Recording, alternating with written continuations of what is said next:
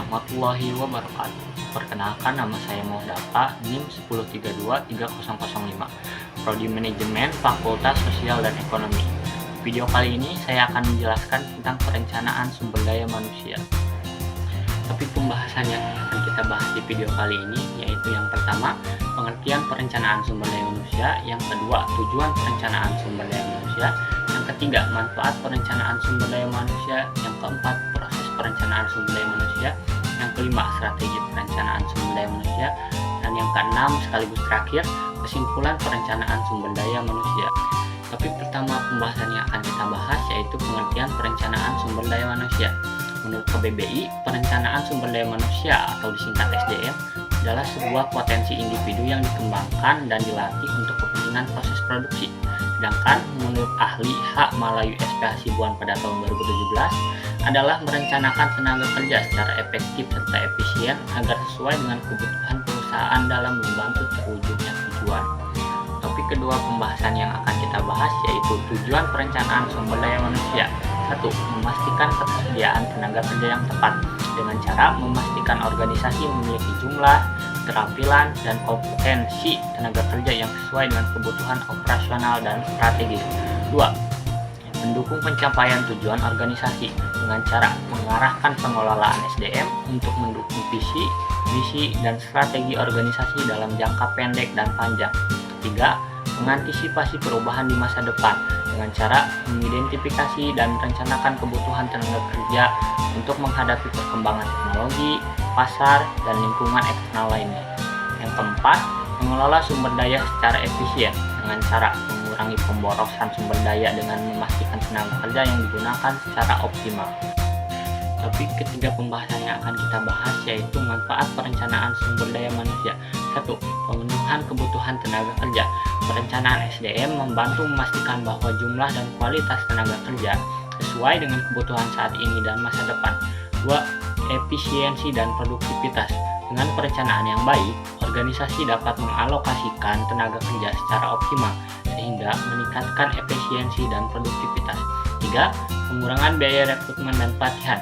Perencanaan yang matang membantu meminimalkan kebutuhan rekrutmen mendadak atau pengeluaran yang tidak terencana untuk pelatihan.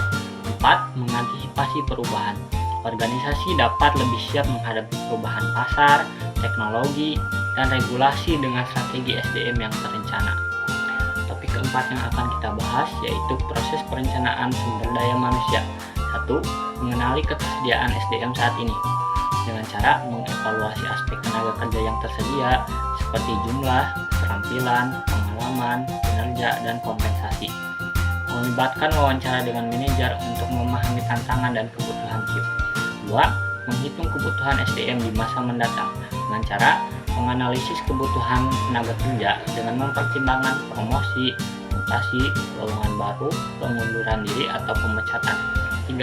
Menentukan perkiraan permintaan SDM dengan cara membandingkan tenaga kerja saat ini dengan kebutuhan masa depan untuk menyusun perkiraan permintaan tenaga kerja. Mempertimbangkan strategi bisnis jangka panjang. 4. Merancang strategi dan implementasi SDM. Mengembangkan solusi kekurangan tenaga kerja seperti rekrutmen, pelatihan, atau outsourcing. Memanfaatkan jasa konsultan jika diperlukan, terutama terkait aspek hukum. Kelima yang akan kita bahas yaitu strategi perencanaan sumber daya manusia. 1. Rekrutmen dan pengembangan karyawan dengan cara merekrut tenaga kerja berkualitas dan memberikan pelatihan untuk meningkatkan keterampilan serta pengembangan karir. 2. Optimalisasi penempatan dan pemanfaatan SDM dengan cara mengelola penempatan karyawan melalui rotasi, redistribusi, atau outsourcing untuk efisiensi dan produktivitas. 3. Penggunaan teknologi dan evaluasi berkelanjutan. Memanfaatkan teknologi HR untuk perencanaan, analisis data, dan melakukan evaluasi berkala guna menyesuaikan strategi dengan kebutuhan bisnis. Topik keenam yang akan kita bahas sekaligus yang terakhir yaitu kesimpulan perencanaan sumber daya manusia. Dari materi yang saya sampaikan tadi, kita dapat simpulkan perencanaan SDM adalah proses strategis untuk memastikan ketersediaan tenaga kerja yang sesuai dengan kebutuhan organisasi, meningkatkan efisiensi, produktivitas, dan kesiapan menghadapi perubahan. Hal ini dilakukan melalui analisis kebutuhan, strategi rekrutmen, pengembangan karyawan, serta pemanfaatan teknologi secara berkelanjutan.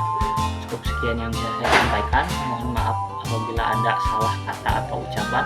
Wabillahi taufiq wal hidayah. Wassalamualaikum warahmatullahi wabarakatuh.